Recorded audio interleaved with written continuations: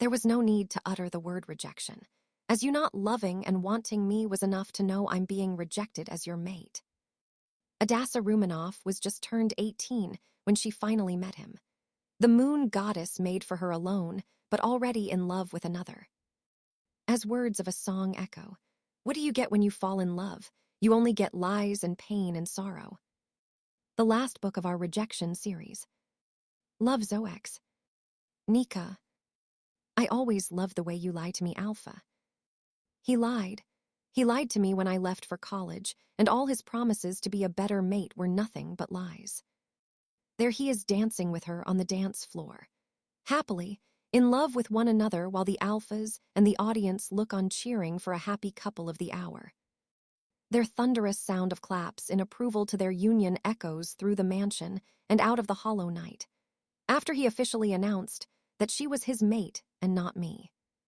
Finally, he's going to mate the one he loves, but not the one he was promised to. His eyes landed on mine as a lone teardrop from my eyes. His eyes widen as if he just realized his true mate was present, that I have been watching all night long.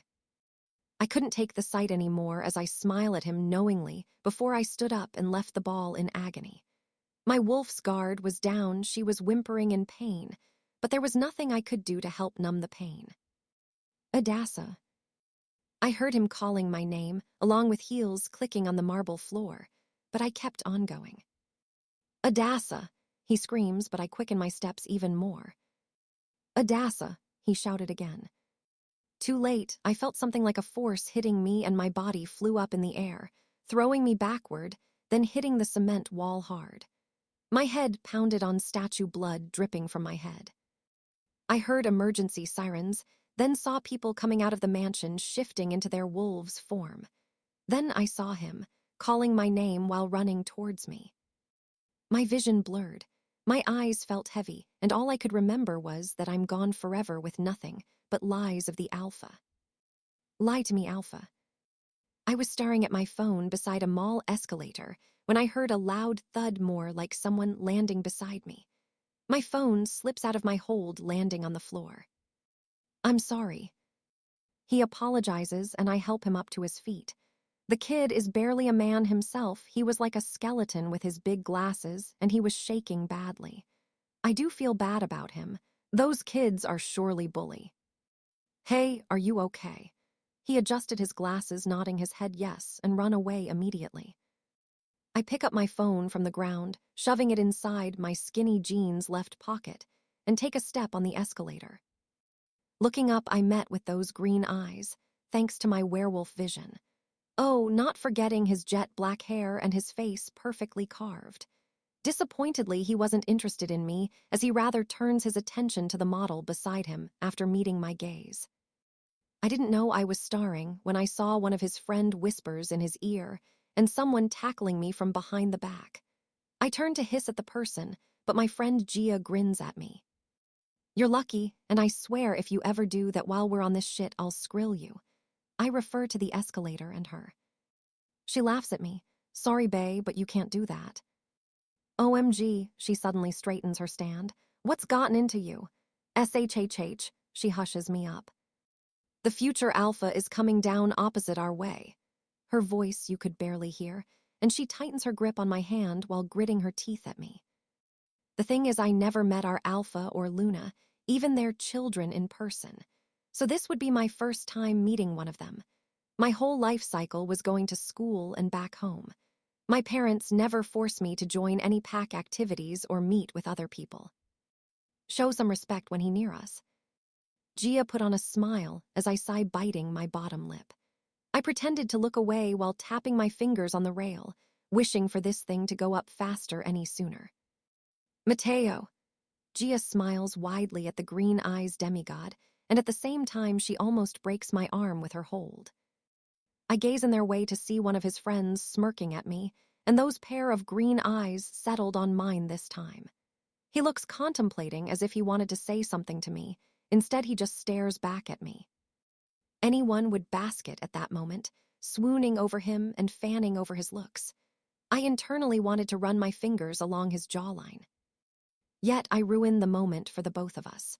More like for me alone, when I held his stare, then tardily I turn away from him with a glare. I make sure that his presence doesn't faze me, but my body is sluggishly melting to the ground. They pass us, and I hear his friends howling, and some of them whistle aloud that everyone's eyes turn in their direction. How do I know this? Well, basically, everyone from the top was looking down in their way, not us. I take one last peek back down to their way, but only to be met with his wink and damn those dimples when he smirks at me. I quickly turn back to the front. How dare! My friend smacked me on the head, brushing off my now heated pinkish cheeks. What the hell? She stomps her foot when we reach the stairs. You're lucky he didn't mind us. I roll my eyes, pushing my way towards the stores, in search of a dress to wear to our family dinner as I'm turning 18 tomorrow. Also, I just can't wait for my wolf Allura to be mature and receive her full werewolf senses. I may have shifted at the age of 16, which is rare, but I can't sense our mate or even have a strong connection with my wolf. Everything else is good. Gia keeps on whining while fanning herself. You should see him and his friends when they have no shirt on. New, my mind screamed at Gia's fantasy. Gross, G, stop being a perv. Another voice chirp is coming from behind us. Cora, finally please knock some sense in her. Cora and Gia are my only best friends. The only two people I am close to. Gia is a daughter of our Delta Mr. Cavrillo and Cora. Well, she's from another pack.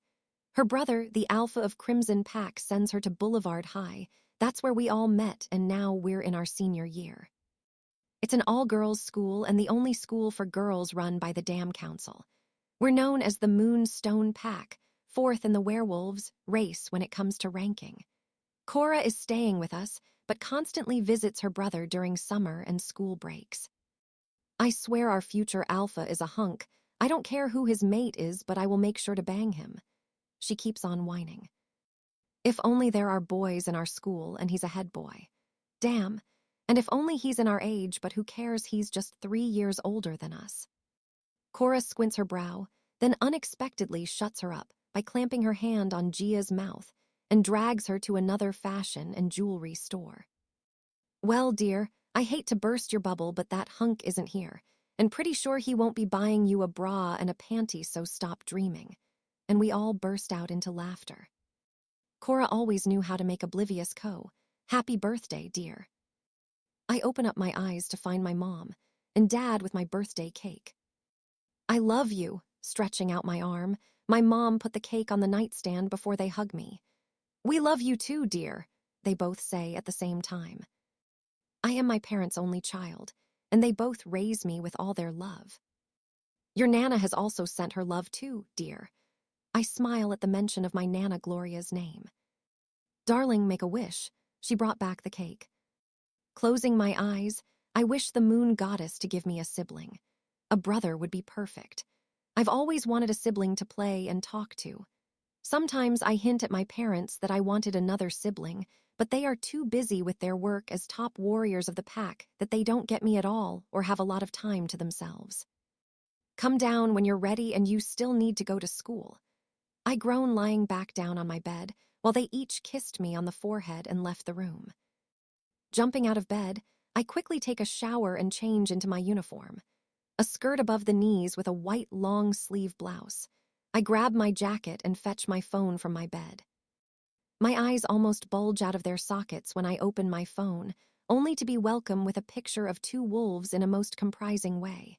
Below the photo, it says, "Happy birthday and make sure to F your mate when you find him." I clench my phone tighter.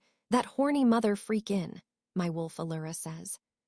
Finally, for the first time, she communicated with me, meaning she's now matured and has mastered her sense. I can't wait to send him. She beams with glee, referring to our mate, while I just remain silent. My father, after our bonding over breakfast, drops me off at school. I was almost late, so I didn't have time to meet with my friends. And even when it comes to lunch, I have to be at our principal office for my interview at one of Daluna's pack, a prestigious college founded by Luna L. Gia didn't need to go, as her parents strictly reprimanded her from moving to other packs, while Cora wants to attend their own pack's college to get closer to Gem. Happy birthday. My two best friends scream in excitement, crushing me into a hug after school. I tighten my hold on Gia, whispering, "You pervy." Laughing out loud, she pulls away, giving me an innocent look. I turn to Cora. "I wanted to wish you a happy birthday with your parents, but this one made me wait," she says while rolling her eyes at Gia. "Yet, the best part, we're going to party tonight after dinner," Cora added with excitement.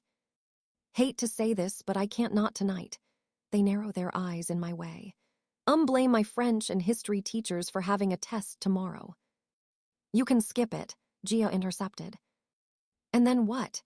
Do the Inky only on the multiple choices section." They both laugh at my remark. "Okay, fine, Ms. Nerdy," Gia says. "Oh, shut up, you know I'm not one," I retort. "Okay, but tell you it's your loss," she flips her hair. "Never." I put on a brave look, but really I want to go to the party, but damn these school tests. 7 hours later, and I lie on my bed doing nothing after my parents call to cancel our dinner, as the alpha needed them both urgently for a meeting. Now here I am replaying the scene of Anna from Frozen annoying Elsa to wake up. Instead, it's me who annoys my poor wolf Allura to some nonsense jokes. "I hate that alpha for canceling our dinner now. I get to be the victim of your assault," she says dramatically. I peek at my night watch. It's 11 p.m. and I haven't done any studies at all. "Good luck on failing," Allura jokes. "Should have gone to that party." I groan at her instead. My phone rang and saw Cora's name. Picking it up, I answer in the dullest voice. Yet the voice was deep and hoarse, telling me to go there and pick up my friends. "Not good," I whisper to Allura, jolting out of my bed and rushing outside to get in the car. All that matters right now are my friends' safety. I know my dad is so gonna ground me for driving without any license, but my friends needed me. "Sorry, Dad and Mom." I kiss their photo in my locket before driving off. When I arrive at the place, there was no sign of them in front of the house. Not until I drove at the corner of the road and found them both sitting on the footpath giggling to themselves, while some guys were watching over them. Not too far from them is a female that I remember from our school leaning against a guy who is probably her boyfriend. I park the car on the other side of the road and jump out. "Shit!" I curse it under my breath. "It's freaking cold." I shudder, running in their way. I guess being a werewolf doesn't give you all the benefits when you are in your human form. The fear of these two being raped or murder makes me forget to bring a coat or even put on a jumper. I quicken my steps, going nearer to them, then that enticing smell hits me. It was odd because I began to feel a little bit dizzy while Allura purr in excitement. As it grew stronger this time, I felt like walking on clouds, like I'm high from a drug. I took a step closer to Cora and Gia, and then breathed in that odd smell, which now becomes intoxicated. "Yummy," Allura lick her lips in my head. "What the fuck?" I scream at her in return. "Oh, well, look, it's our weenie itsy Ada coming to the rescue," Gia screams at me while giggling, and all the dreamy thoughts of my wolf and me being high from the scent disappeared. I began to feel the cold breezing through the night like a bucket of water hit on my skin again. Damn it! My teeth are chattering right now, and so instead of turning to ask or talk to any of the standby male wolves who were kind enough to call me up for my friends, I focus my attention on Gia and Cora, who are sitting side by side. "Come on, we need to go home." I quickly grab Gia's arm, not too violent to piss her off since she's drunk, but gently. Cora is actually in silent mode with her head bowing as if she's going to fall asleep. Up now, Gia." I try to stand her up. "No," she protests, pushing away my hands. "Jay says he likes me and I." She didn't quite finish as I drag her up, letting her other arms rest around my neck. "I don't know who the hell Jay is, but we need to move. My dad is going to murder me if I'm being found driving without a license." "Daddy's little girl," she teases, while leaning against my shoulder, struggling to remain upright. We move to the other side and put her in my car before I move back for Cora. "Addasah, darling, you have different pairs of shoes." Gia pulls out her head from the car window, calling after me while laughing out loud. Suddenly, I began to feel embarrassed looking down at my shoes. I have a pink slipper on the left and an orange oversized slipper on the right foot. Allura burst into laughter in my head, and I curse for being careless and not even noticing anything for this whole time at all. Cora. I crouch down before her, and instantly she looks up. Her eyes filled with tears now got me worried. I want to have sex tonight, but I love him. Is it wrong for me to want to fuck somebody else since Jem refused to have it with me? I want to F. She didn't say the whole world as my hand slapped her on the right cheek, shutting her up. I held both of her arms. Cora, honey, there's a difference between fuck and love. Once you fuck, then your whole life will mess up and you will lose that love you've been fighting for. If you love Jem that much, then wait a little bit. Just don't let your desire blind you, got it? She shook her head, while sniffling, then unexpectedly flung her arms around me. Thank you, and I love you. Drunk people. Allura dramatically rolls her eyes. Pulling her upwards, I told her, honey, tell me that when you're sober. I joke, but honestly, I feel bad for my friend right now. After settling Cora in the back seat, I was about to get in the car when I remembered the people there, and one of them could be the one that calls me up for my friends. Busying in handling my friends makes me forget their presence at all. My mind now contemplates whether to go or not since I'm freezing to death. I ended up going back to them only to be enticed by the same scent again. I rubbed my hands together to feel warmth after blowing on it.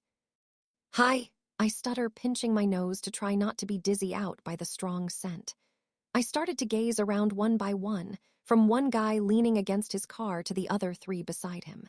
They were the same guys I met at the mall. Then my eyes moved to the female, and finally the one blowing his cigarette. My body suddenly froze, including my poor brain. Not from the cold, but my wolf chanting the word mate. Once our eyes met his, the one with the cigarette, my wolf jumps around in excitement, and the human side just froze there. Those green orbs again reminded me of the forest never leaving my eyes. The ones I met at the mall, which I forgot about his name. But those eyes are the ones someone could never forget, and the fact that he is our future alpha too. We gaze into each other's eyes with everything else begotten only with the sound of my heartbeat and his. Both of our wolves now submit to the bond and feel that serene pulling me to him, with my body wanting to move there on its own accord. However, this human side just froze. I should have felt like those girls who instantly fell in love with their mate at first sight. But my problem is I couldn't different to what I'm feeling right now and the word love, as I've never fallen in love before. I may have read and seen people caught in the act of it, but I've never felt it. Those green eyes, what should I do now with it? I kept asking myself while still gazing into him, without knowing that those were the eyes of a lying alpha. It was almost forever staring in those green eyes, which now I know are my mate's eyes. There was no emotion shown on his face for me to understand what he's thinking despite our wolves gliding over each other. The green eye mate just stood there like this bond thing doesn't affect him at all. We were two destined people, yet we seemed to be far away from one another. Are you okay? Someone snaps his fingers in front of me. My gaze moves to the intruder waking me from my state, and just like that my body is freezing to death. My wolf keeps yelping around in my head, calling her mate while I, on the other hand, whimper the word cold repeatedly. Thank you for looking after my friends. I keep rubbing my hands together for warmth. Also thank you for calling me about them, but don't dream we owe you anything. So see ya. With that being said, I ran back to the car without a look back. I start up the engine, trying to warm my hands and disappear from there. I drop off Gia at her home, sneaking her at the back door where her brother Evan was waiting for her. Then went back home with Cora in the back seat, hoping my parents haven't returned yet. Our house was still dark except for the light on the front porch, which I left on, and the one in the kitchen. My parents haven't arrived, so I help Cora out and into the house, dumping her on the bed in the guest room. Seriously, Cora, you're so heavy, I mutter under my breath while trying to catch my breath. We'll tell that to her when she wakes up, Allura retorted. Slumping back on my bed, my thoughts went back to him. I know running away wasn't a good idea, but it was better than to let others know, as I'm pretty sure none of us knows what to do with another one. Morning comes, none of my parents were in sight. They haven't returned except for Cora, who is sipping her coffee across from me and was already in uniform. Well, both of us are. Morning, she smiles widely. I know what she was thinking, and I have no doubt that's the smile of someone guilty of last night. Morning, I guess bus it is for us today, I reply. So, the grin never left her face. So, I mentally pretend to be dumb of what she intended to know. Who brought me home? Gosh, I think you should call back, Jem. Poor guy. You scream at him that you slept with someone last night. I lie while waiting for her reaction. Jem, fumbling for her phone, she started to tear up. Okay, that reaction wasn't the one I expected. Oh, wrong move. Alyra slaps her forehead. I fakely burst out laughing, try not to make her cry even more. She looks up at me. Nothing happens, I just brought you home. Quickly her tears were wiped. I held my bag close and made a dash for the door and run out of the house. Looking back over my shoulder, she struggled to lock the house and run after me. I hate you, she screams. Oh, honey, that's not what you said last night. We were almost to the bus stop and both of us were exhausted. All her anger disseminates. Don't you dare do that again, she tries to breathe. Then don't get your ass drunk on a school night, I said between my laughter. She huffs like a child facing on the other side. A Ford stops beside us. You ladies need a ride to school. It's the ones from last night. I'm Jay, he took off his glasses, soon to be Beta. What a narcissistic. Alyra threw daggers at him in my head. And I'm nobody, I said out loud, straightening up my back. His friend at the passenger did the wolf cry. The back window rolls down. His scent invades my nostrils again. I grab Cora, who was still trying to catch her breath beside me, and made her my shield while I try to hide at the back.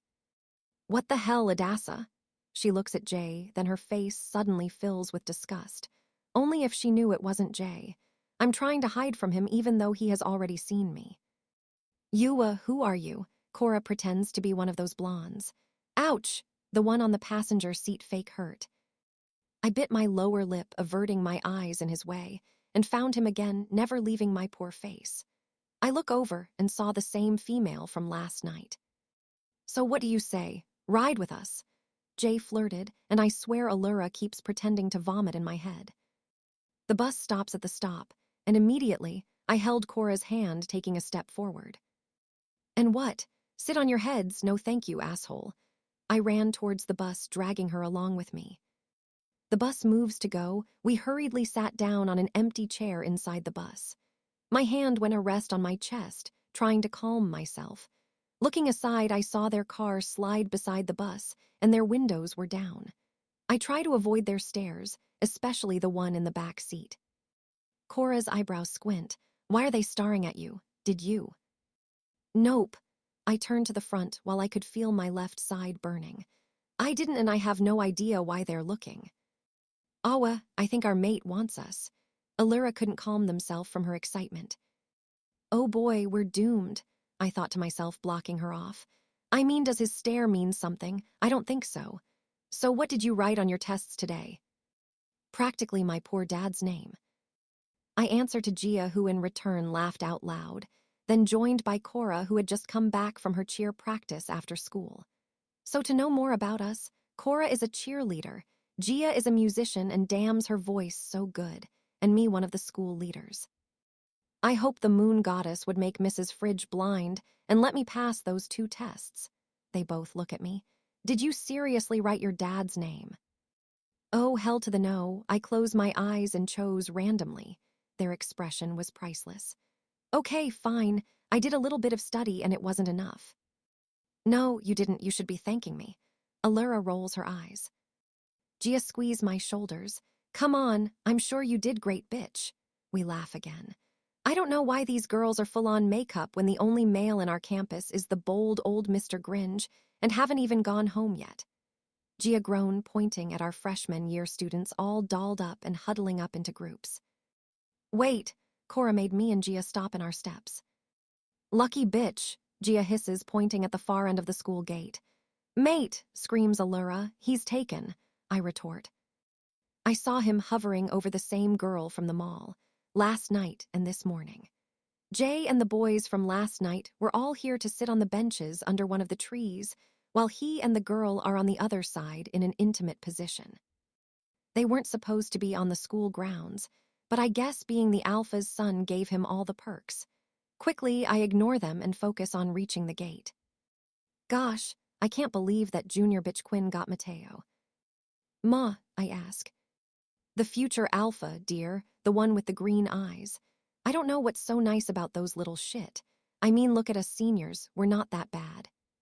Cora stops Gia from rambling. We got it, dear, of course, weren't that bad, we're the hottest, and you. She turns to me.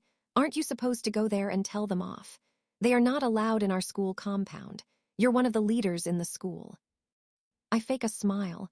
You said so to yourself, he's the alpha's son. But seriously, I'm trying to avoid him since he's my mate. We continued to walk towards the gate. Gia pinches my arm.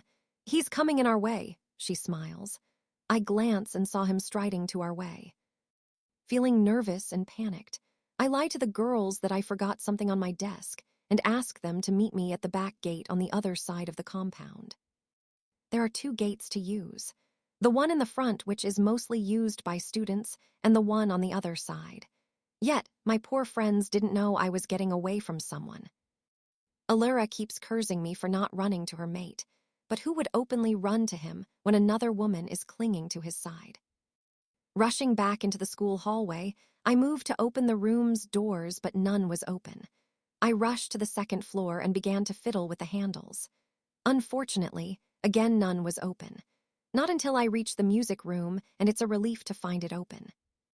I quickly skip over to the window, looking down at the ground. I should thank the moon goddess for making me a wolf. I was about to jump down when someone spoke. His voice is so deep and husky, sending frequent waves to my whole body. What are you doing? I look back, seeing him lean against the door with his arms folding. Testing, I said while I try to think of an excuse. Testing, he repeated. The theory that jumping from a 2-story won't harm our kind. My legs pulled back inside, and I stood up about to take a step when his scent grew stronger. Damn. Allura keeps fanning herself. He is quick enough to get in front of me. He moves forward and I move backward. My heart strangely began to beat. Each time he moves, my heartbeats accelerate until my back hits the blackboard. He took another step. Oh, moan Allura in my head. He didn't give me any space as he took another step forward. Oh my, his eyes are now onto mine. He looks at me for a moment before he buried his head to my neck.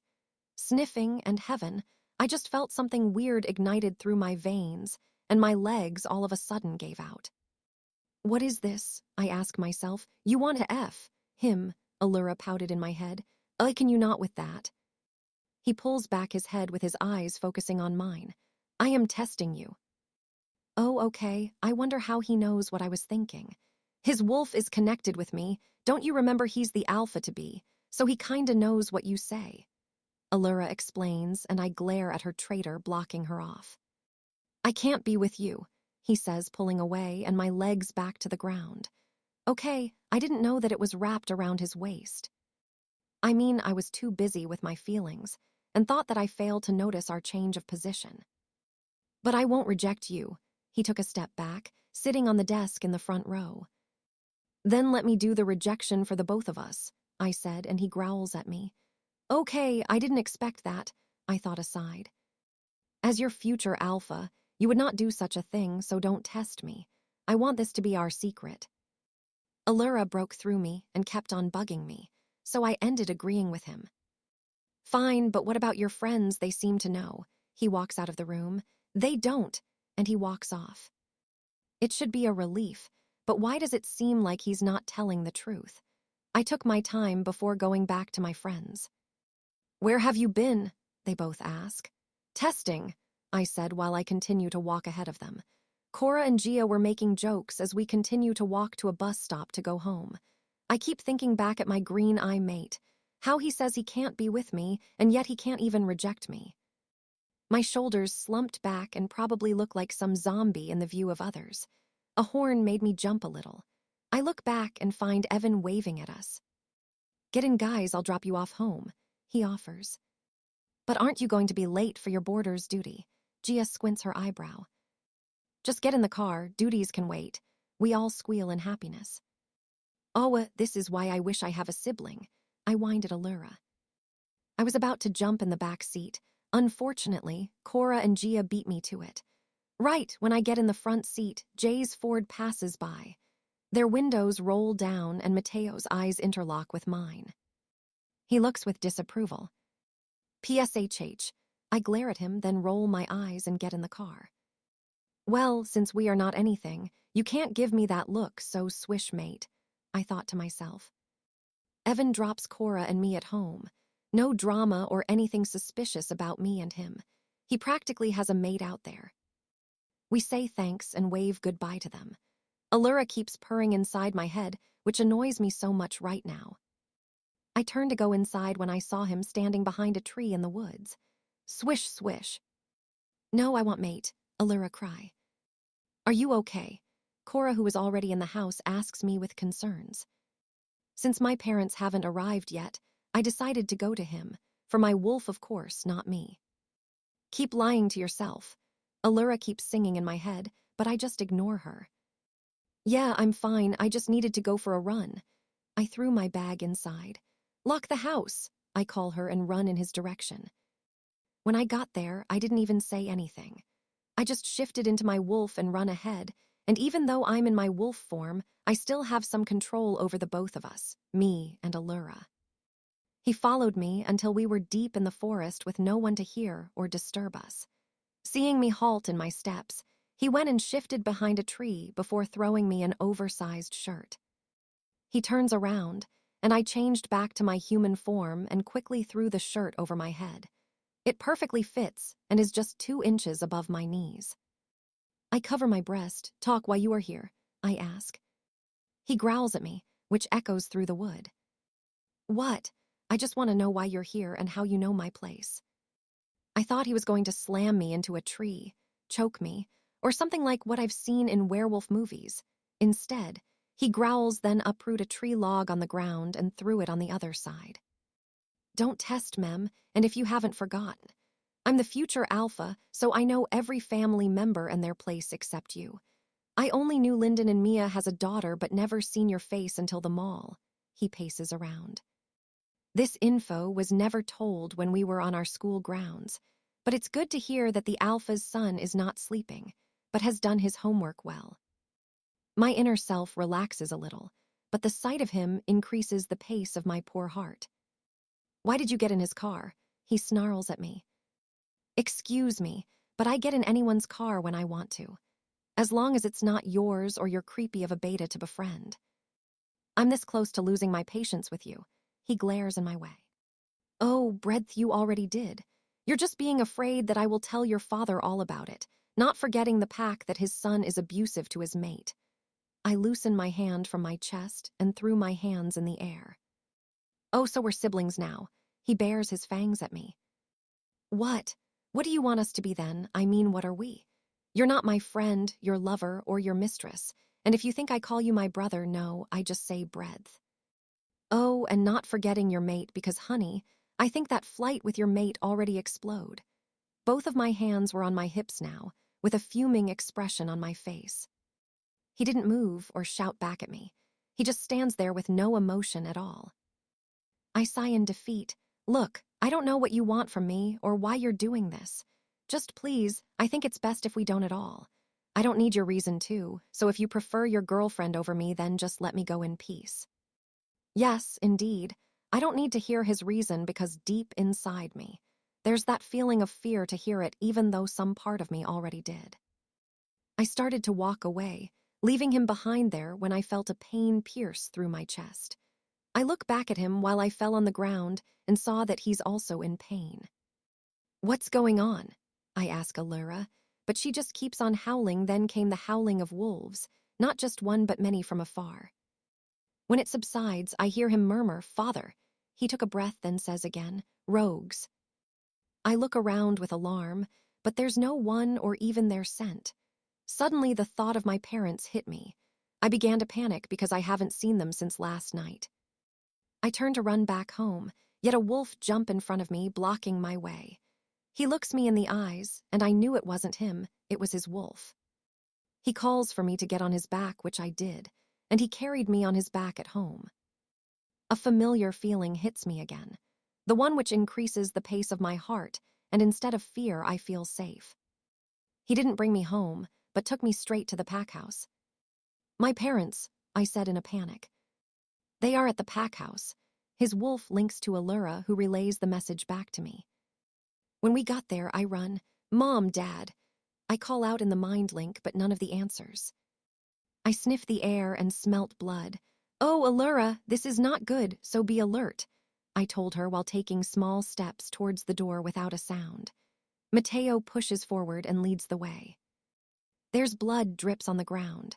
I twist the knob since he is still in his wolf form and find it open. "Strange." I took step by step, following him. One more step in the living room and a howl made me jump and ready to shift.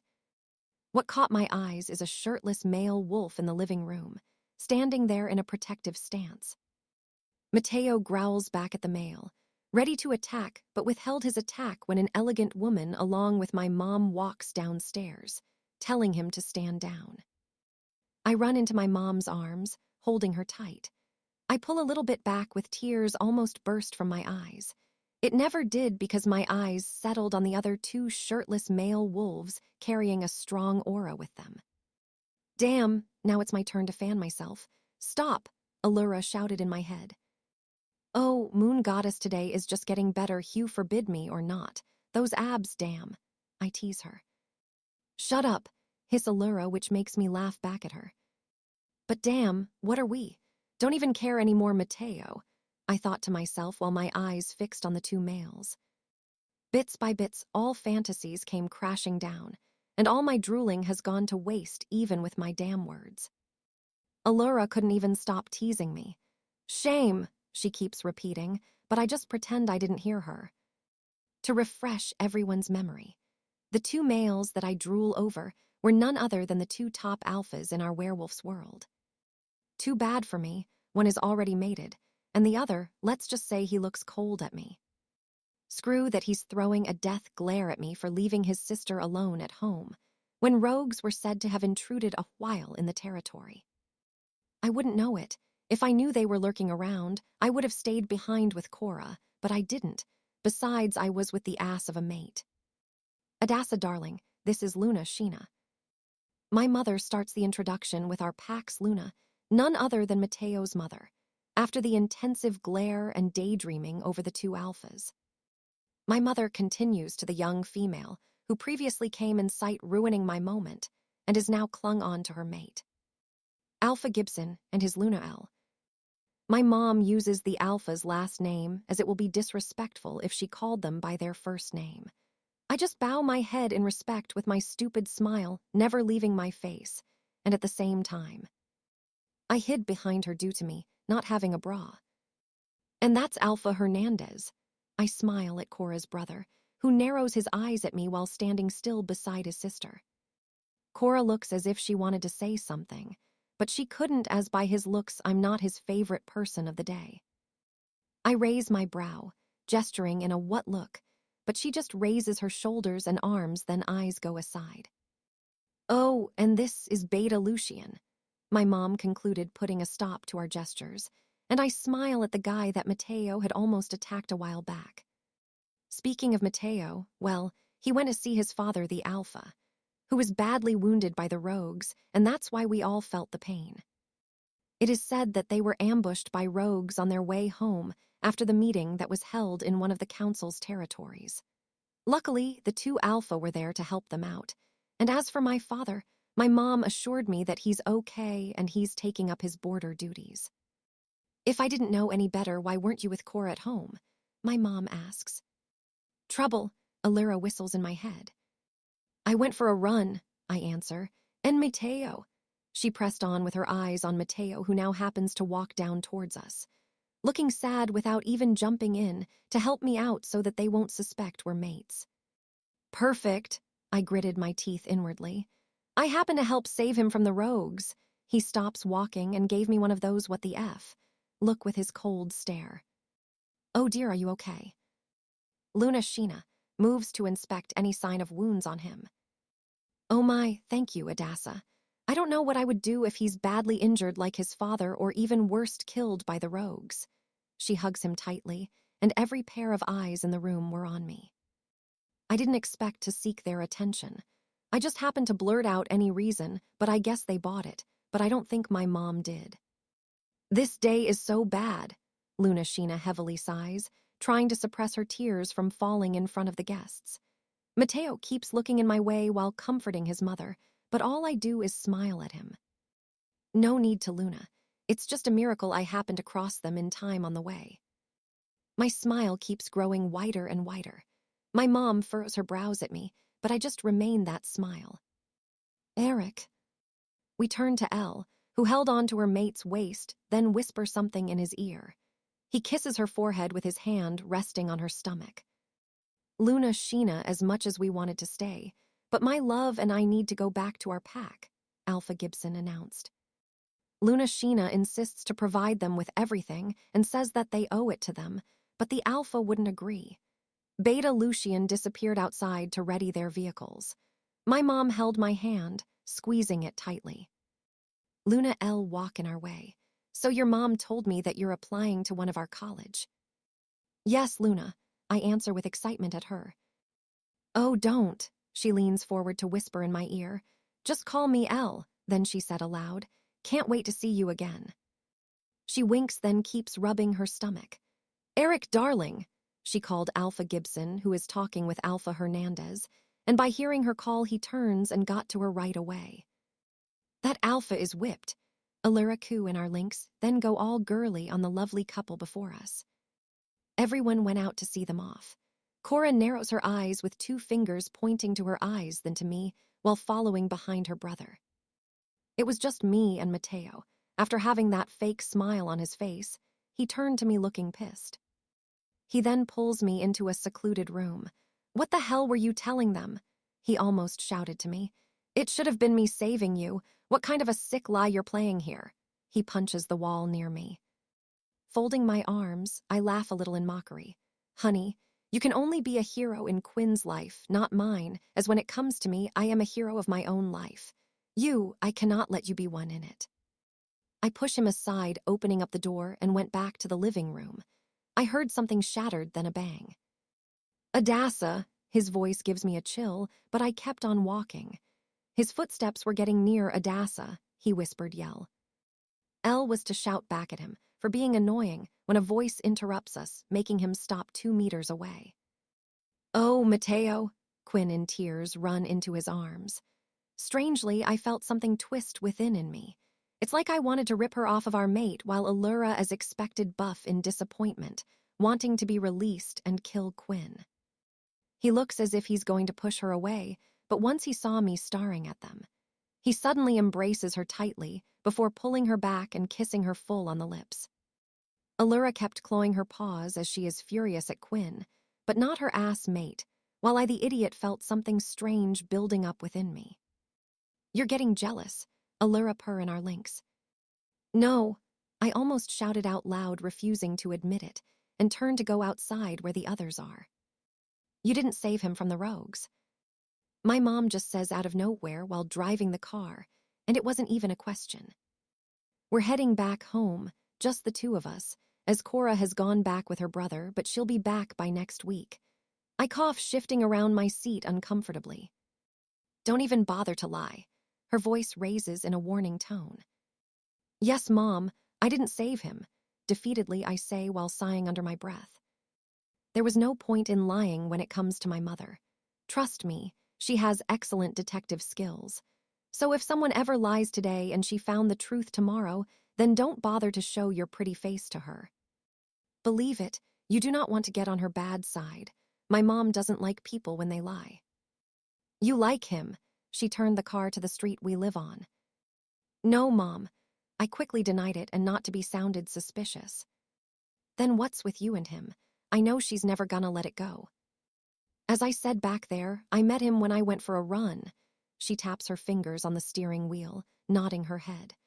Okay, but if the truth comes out, the young lady you know I won't let you off that easily. Mom, I groan, even more, resting my head back. Great, as long as she doesn't know how I'll be okay. I just need time to myself to think everything over.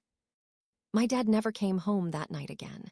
It was just my mom and me, bonding over dinner, and when I ask her why Dad is always needed by the pack, she just says it's because he's a top warrior, but there's always a part of me that knew something doesn't seem to add up here. When I woke up the next day, I was filled with joy seeing my dad in the kitchen with my mom. They look so lovable. I wish I could have that someday.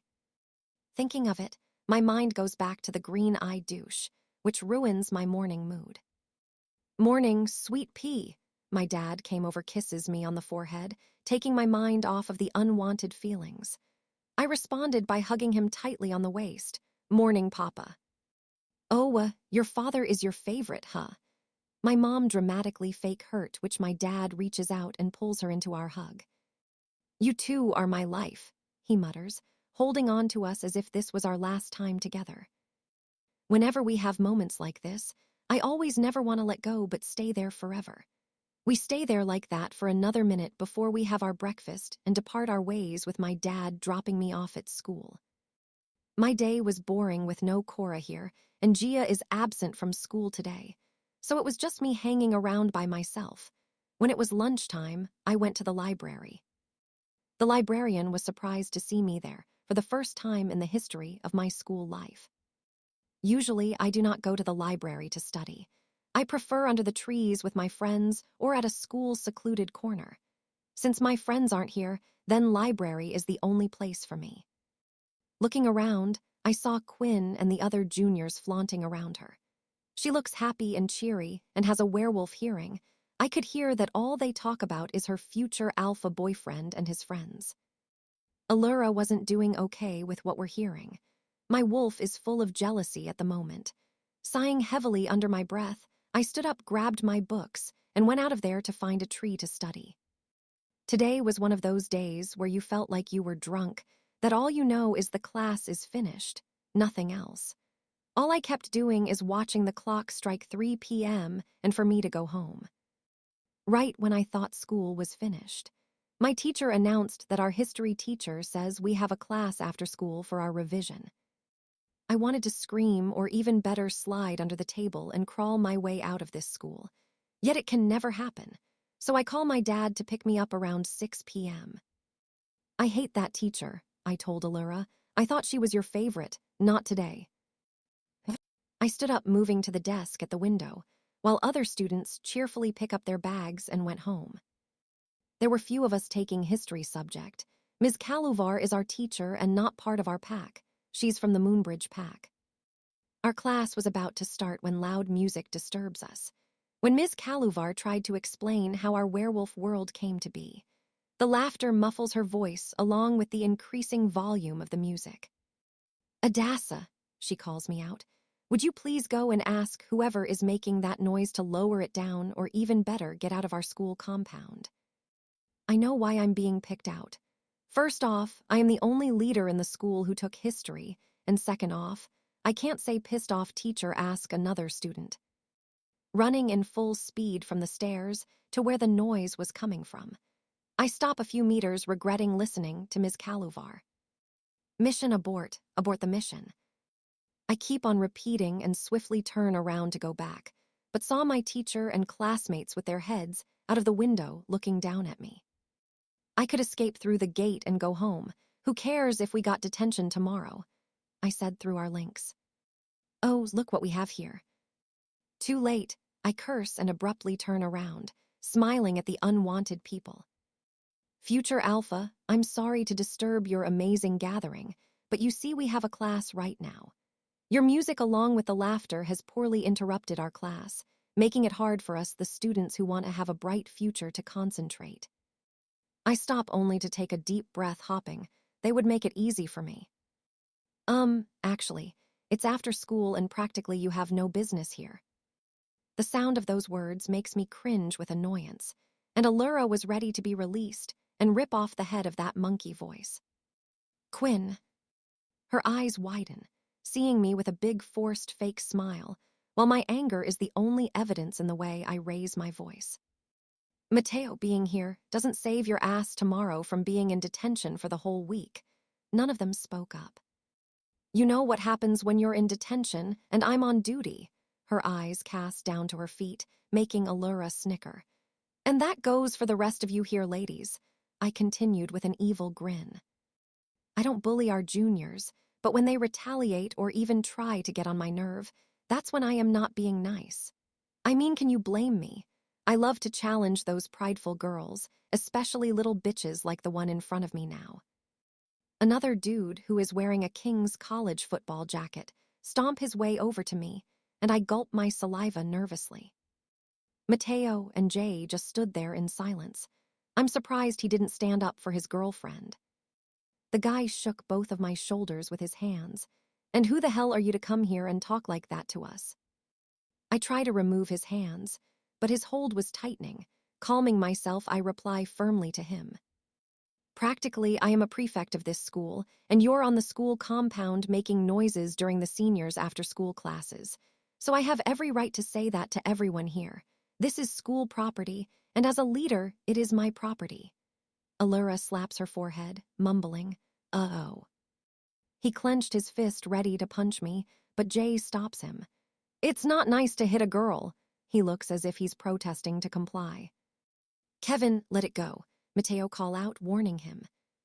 He turns around, hitting the air while he groans, and I step back with a victory smile. He cursed out loud, "You watch your back."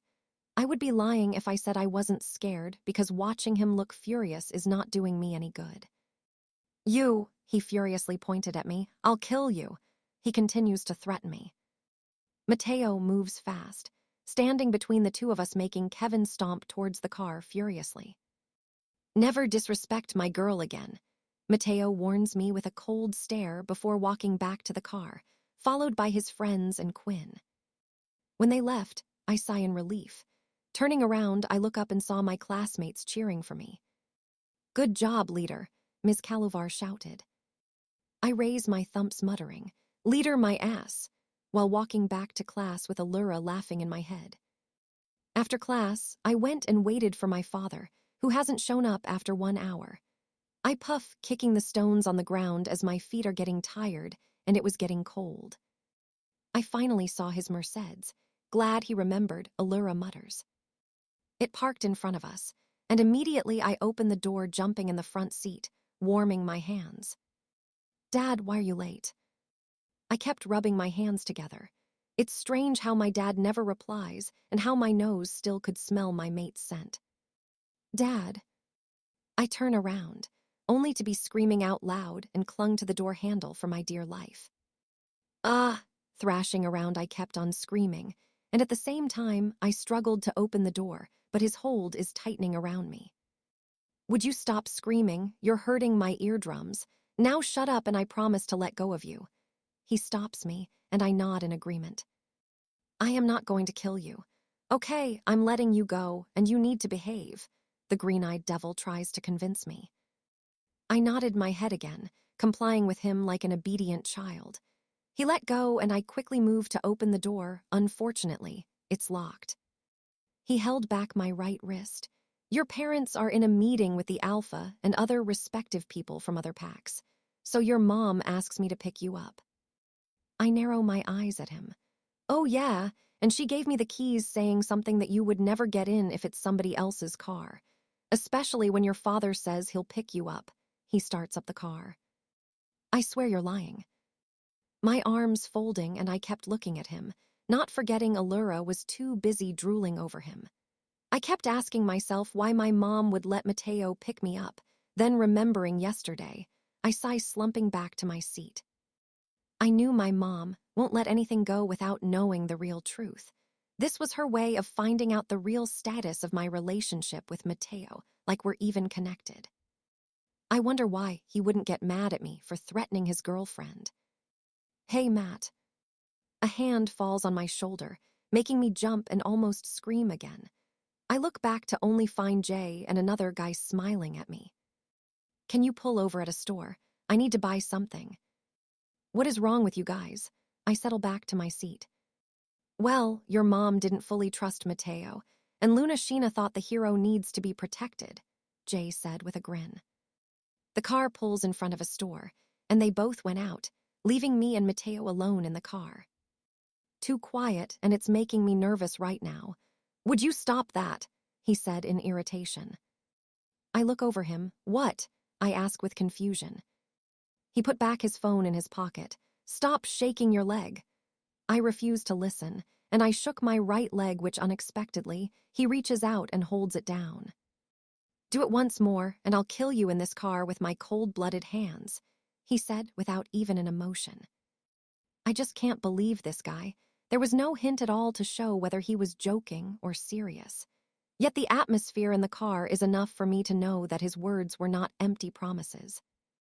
Without hearing my response, he moves in closer to my face. My stupid heart and the wolf again did not do a good job at all.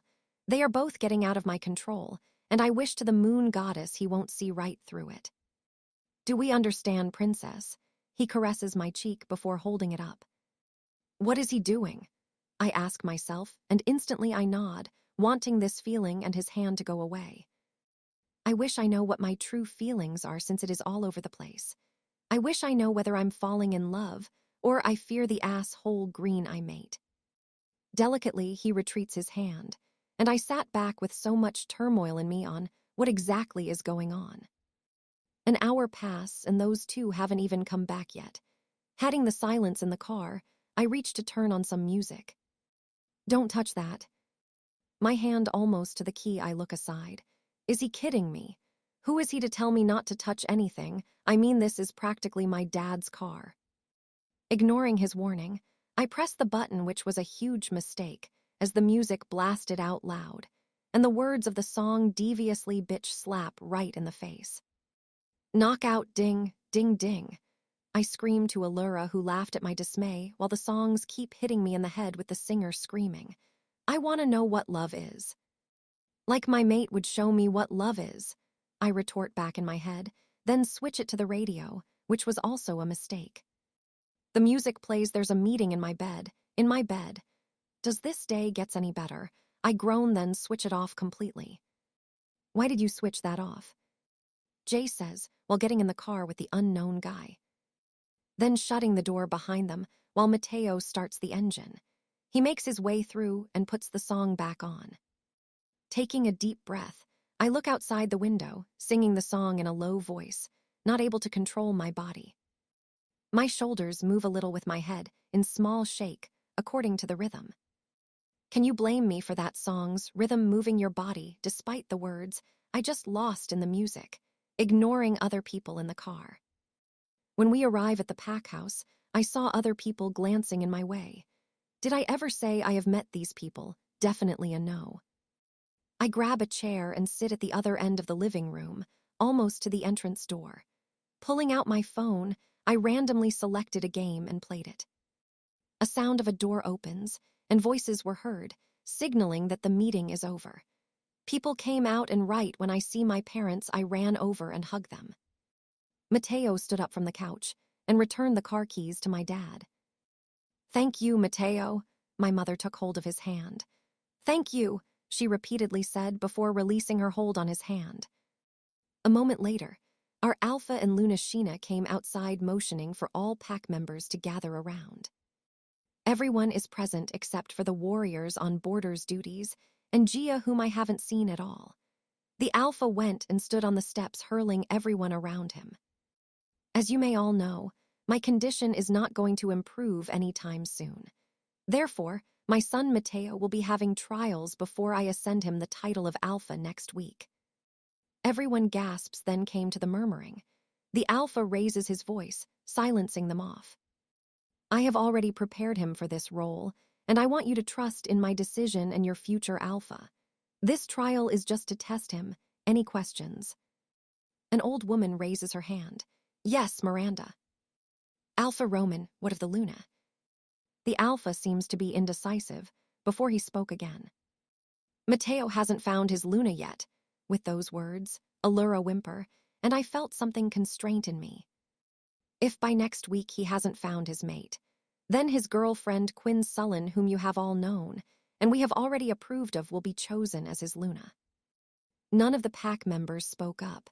They just went silent, and I didn't know my hold around my father's shirt was tightened. My eyes were fixed on Mateo, who now held on to Quinn. I felt an alone tear leaving my eyes. It was caused by my wolf Allura, who is crying. This wasn't a good sign at all. My green-eyed devil is breaking her soul. I buried my head in my father's chest as my breath hitched, while hopping my feelings for him weren't love, because if it is, then I don't want it because it's hurting Allura, and it's slowly gliding over me, reaching for my poor heart to be crushed. Mateo's POV. Quinn squirms in my arms as my father made it clear to our pack. If by next week I haven't found my mate, then Quinn would be my Luna. She grabs onto my shirt, holding me tight against her with a smile on her face. My wolf Thunder whimpers through our link, begging me to turn to our mate, to go to her side and give her a little comfort. Hatting him for bothering me, I turn and found her eyes on me. Thunder knew her wolf was crying, and I could see it, yet I won't fall for those tears. Quinn is my one and only, the only woman that the moon goddess has sent in my way. My mate, she has everything that a guy would like. Her beauty, yeah, she's a beauty with that long raven hair above her waist and those sapphire eyes you could dream over. Any guy would love to be her boyfriend. I mean, my best friend Jay is an example of it. He is head over heels for her, also not forgetting Kevin, who is Quinn's brother. The one that almost loses his cool today because of her. Indeed, later when we were out of school, Compound the only thing he does is praise her beauty. He even told Quinn that Addasah was way more beautiful than her, and that my girl Quinn could not be compared with Addasah in any form. So she may be the beauty queen, but Quinn is the queen of my heart. Plus, her attitude boils my brain. I hate the way she raises her head and talks back to my friends and me. I especially hate her when she disrespects my girl today. When her mother asks me to pick her up, I almost lose my head, but Thunder was way too eager to go pick her up. When we were in the car, he tries to caress her cheek. I try not to be affected by her. I could feel our bond, but I pushed it away. I wish I was the only one who could control my body, mind, and soul, but being a werewolf, you can't own it all by yourself. Turning away from her, I look up ahead to my father. When everyone went home, I pull Quinn inside one of the guest rooms, asking her if she could be patient with me for a month. I told her I found my mate, but I don't want to mate her. I didn't exactly give away her name either. There's something I need to do within that month, before fully mating Quinn. I know I told Addasah I don't want to reject her because, at the time, I thought I could break up with Quinn and mate her. Yet plans change. I couldn't live without Quinn. My heart is all hers. For this 1 month, I might need to teach my mate a lesson. Quinn understands me. She has also supported my idea, and she's willing to wait within that 1 month. After our talk and a make-out session on the couch, I dropped him off at home before going back to look for my parents. I knock on their bedroom door, but none answer it, and right when I was about to go meet up with the guys, I heard voices from my dad's office. Taking a deep breath, I told myself to be ready. I have been practicing this scenario on my head on my way home after dropping off Quinn. Here goes nothing, I mutter under my breath. You can't do that to me. I enter the office, slamming the door behind me and hurling a near chair towards the wall. Father, 1 week, that's too early. He sat there with calm, while I am like a banshee who's losing his mind here. Give me 1 month, and then I'll mate and mark Quinn. My father groans. Why do you need 1 month? My mother asks. Do you still live in that hope of your mate? My father growl a little. Yes, if anyone is wondering why my father is saying it. Well, he is not fond of the idea of having a mate. He hates that word because his mate, my real mother, left him and me when I was young. Sheena is not my real mother. Everybody thought she's his mate, and the woman who left him with a child is his girlfriend. No, I don't want a mate. You know that I love Quinn. Sheena shook her head in disapproval. You should want a mate, she pressed on. No, I don't. I clench my fist tight, having to discuss this with her. Then why do you need a month? My father raises his voice at me. Please, Dad, I just need it. Give me 1 month, and then I'll become the alpha that you always want me to be. He seems to be thinking for a while. Very well. We'll do what you want, but it's by the end of this month. I'll contact each and everyone again that the ceremony for next week is canceled, he says. Thank you, Dad. Sheena whips her head towards the window side. Wanna tell us why you need it?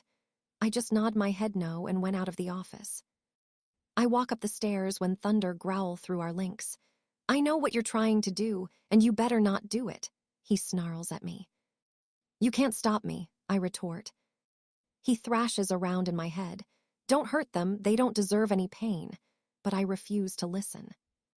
My mind is already set on what to do, and there is no way Thunder can stop me from doing it because I love Quinn. So you won't hurt her? Thunder asks through our link. You can't stop me, Thunder, he hisses at me. Then I can't wait for the day you regret it. I will gladly watch you die on that day. Being angry with me, he closes off our link, not even bothering to listen anymore. My mind is set, and no one can stop me, not even my wolf.